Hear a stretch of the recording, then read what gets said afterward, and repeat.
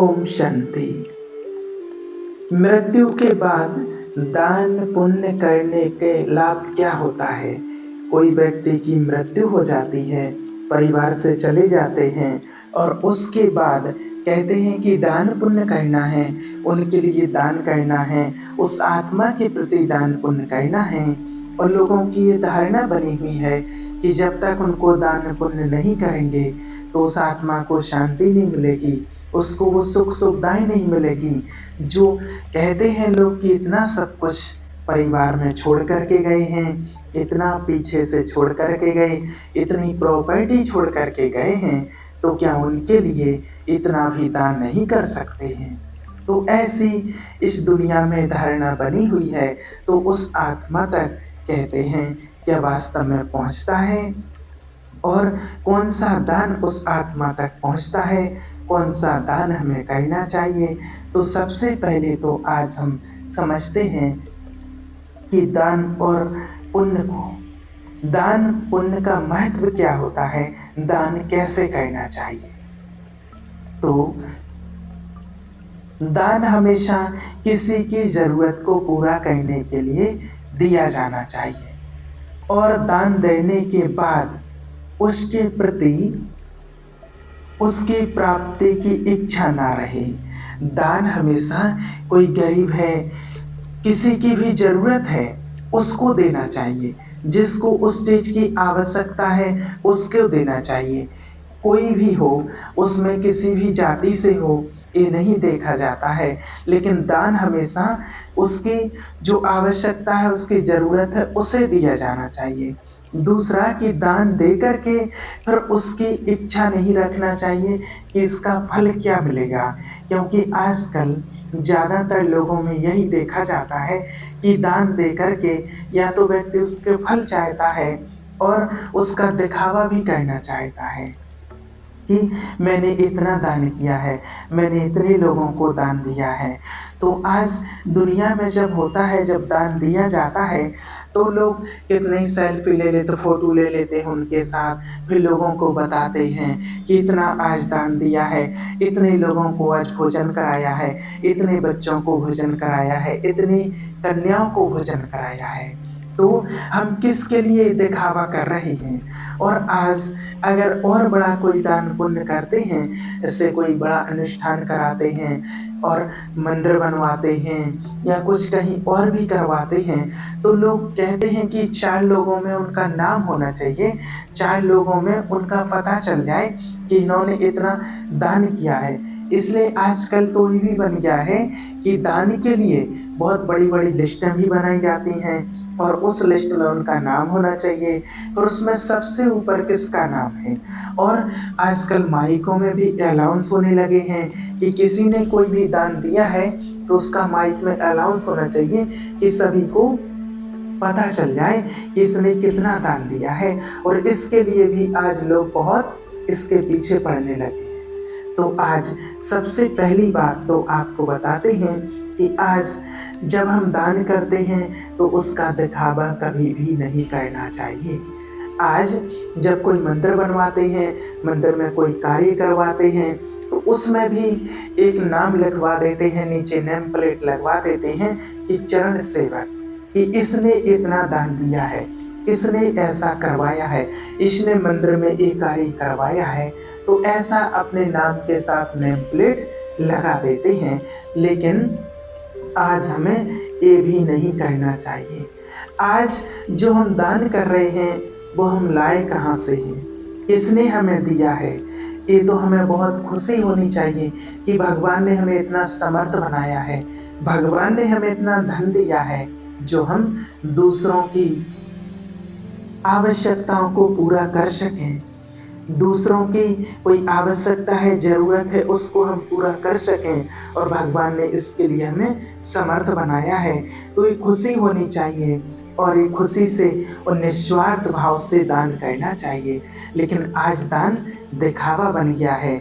जब हमने जन्म लिया है या हमारे पास जो कुछ भी है, तो हमें भगवान ने क्या क्या दिया है, उसके लिए भगवान ने कभी हमारे माथे पर नेम प्लेट नहीं लगाई है कि क्या क्या दिया है। दूसरा, सोचने की बात आप खुद विचार करिएगा कि जो हम दान करते हैं, जो भी हम दान पुण्य करते हैं, वो हम लाए कहाँ से हैं, दिया किसने है? दिया तो सब कुछ ईश्वर ने ही है और उसी के नाम पर हम दान और पुण्य करते हैं। फिर दिखावा किस लिए? अगर भगवान ने नहीं दिया होता तो हम कहाँ से करते इतना? तो इसमें कभी भी देवान अहंकार नहीं आना चाहिए कि मैंने इतना किया है। एक बार कहते हैं, एक व्यक्ति ने कन्या भोजन करवाए हैं, बहुत लोगों को भोजन करवाया है, मंदिर में अनुष्ठान करवाया है, तो उस व्यक्ति को बहुत अहंकार भरे शब्दों से बोलता है कि मैंने इस बार इतना करवा दिया है, इतना दान किया है, इतने लोगों को भोजन करवाए हैं। तो एक मंदिर से आवाज आती है कि इतना करवाने के लिए लाए कहाँ से थे? कहाँ से लाए थे जो तुमने इतना दान दिया है? तो देने वाला तो ईश्वर है। उस देने वाले ने कभी नहीं कहा है कि मैंने इसको इतना दिया है, और लेने वाला अभिमान से कहता है कि मैंने ये करवाया है। अगर ईश्वर नहीं देता तो हम कहाँ से करवाते? तो वास्तव में आज जो दुनिया में लोग दान करते हैं, दान करना तो अच्छी बात है, करना चाहिए, ज़रूरतमंदों की ज़रूरतों को पूरा करना चाहिए, लेकिन कभी उस चीज़ का अभिमान नहीं होना चाहिए। दूसरा, दान जो किया जाए, अगर गुप्त दान किया जाए तो वो बहुत अच्छा होता है, वो सबसे अच्छा दान होता है, गुप्त दान। और दान करना है हमें, ज़रूरी नहीं है कि जब हमारे घर से कोई शरीर छोड़कर चला गया, किसी की मृत्यु हो गई, तभी दान करना चाहिए। दान तो आप कभी भी कर सकते हैं, कभी भी ज़रूरतमंद की ज़रूरत को पूरा करने के लिए आप दान कर सकते हैं। तो अब दान जो कहा जाता है गुप्त दान, तो गुप्त दान होता है महापुण्य। जो गुप्त दान करते हैं वो महापुण्य बनता है, और उस दान का फल करने वाले को ही पूरा उसका एवज मिलता है। गुप्त दान का बहुत बड़ा महत्व क्यों है आज दुनिया में?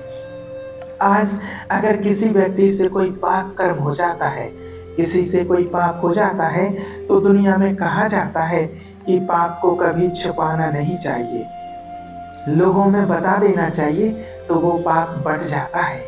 तो जब हम पाप करके आते हैं और पाप दुनिया में लोगों को बता देते हैं, तो वो पाप बढ़ जाता है। जब पाप बढ़ सकता है तो जब हम पुण्य करते हैं, और पुण्य अगर हम बताते हैं, पुण्य का हम वखान करते हैं, अनाउंस करवाते हैं, लिस्टों में नाम लिखवाते हैं और लोगों को बताते हैं, तो वो पुण्य भी तो बढ़ता होगा। जब पाप बढ़ सकता है तो क्या पुण्य नहीं बढ़ सकता है? इसलिए अगर हम जो दान करते हैं, उस दान का एवज हमें ही चाहिए, उस दान का फल हमें ही चाहिए, वो दान महापुण्य बने, तो हमें दान करना चाहिए गुप्त में। इसलिए भगवान का नाम भी गुप्तेश्वर है।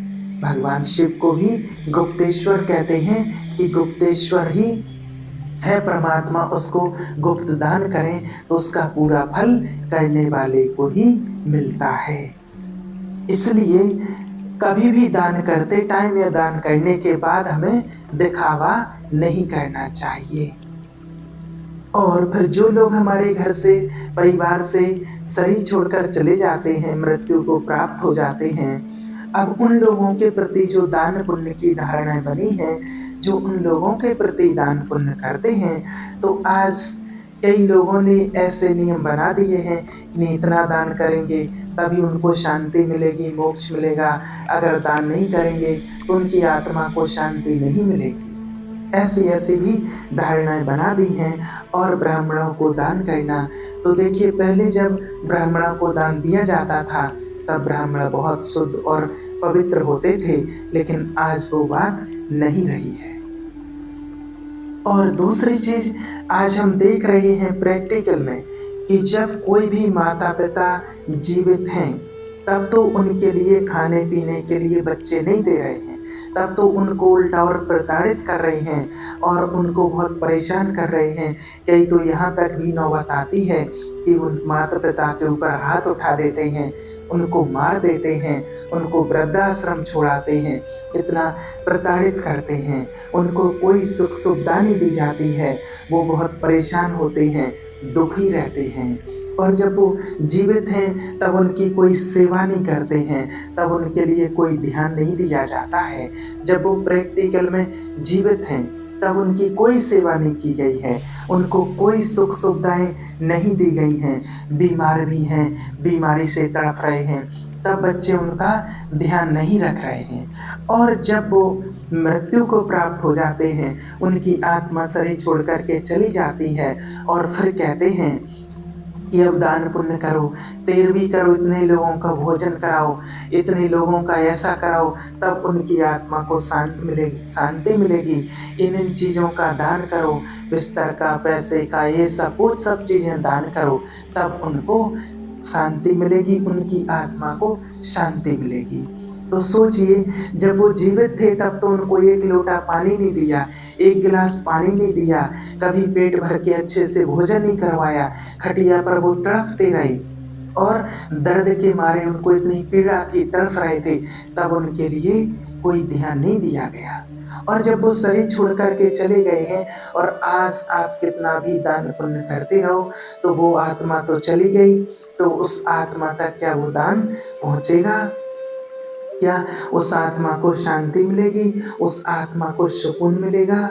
कैसे मिल सकता है? आप खुद सोचिए। हाँ, आप ज़रूरतमंद की ज़रूरत पूरी करते हैं, किन्हीं गरीब बच्चों को दान देते हैं, उनको वस्त्र दान करते हैं, भोजन कराते हैं, तो वो दान का फल तो मिलता है, लेकिन वो तो आत्मा चली गई, वो तो आत्मा शरीर छोड़ कर के चली गई।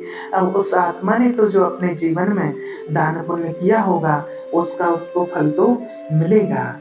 लेकिन वास्तव में अगर हमें पूर्वजों का आशीर्वाद लेना है और उनकी आत्मा को शांति पहुंचाना है, तो वास्तव में जब वो प्रैक्टिकल में हमारे साथ हैं और जब वो हमारे साथ जीवित हैं, जब वो हमारे परिवार का हिस्सा बन के रहते हैं, उस टाइम पर उनकी दिल से सेवा करनी चाहिए और जितना चाहे उनकी सेवा करें, उनकी आत्मा को शांति मिलेगी। जब वो जीवित हैं तब हम उनकी सेवा करेंगे, उनके खाने-पीने का ध्यान रखेंगे, तभी उनकी आत्मा को वास्तविक शांति मिलेगी। और उनके जाने के बाद तो हम कुछ भी करते रहें, लेकिन उनको शांति फिर उस आत्मा तक वो कैसे पहुँचेगा? वो तो आत्मा चली गई। बस उनको जाने के बाद हम शुभ भावनाएँ, शुभकामनाएँ दे सकते हैं, तो उस आत्मा तक वो पहुँचते हैं। और जिस आत्मा के निमित्त हम भोजन कराते हैं, बस वो आत्माएँ जो दुआएँ देती हैं, तो वो दुआएँ उस आत्मा तक पहुँचती हैं, ना कि वो भोजन उस आत्मा तक पहुँचता है।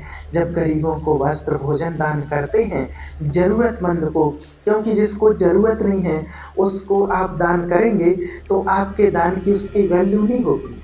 आज किसी व्यक्ति को भोजन की आवश्यकता ही नहीं है, उसको भूख ही नहीं है या वो खूब भरपूर परिवार से हैं और उसको आप भोजन कराएँगे, खिलाएँगे, वस्त्रों का दान करेंगे, तो उसको उसकी वैल्यू नहीं होगी।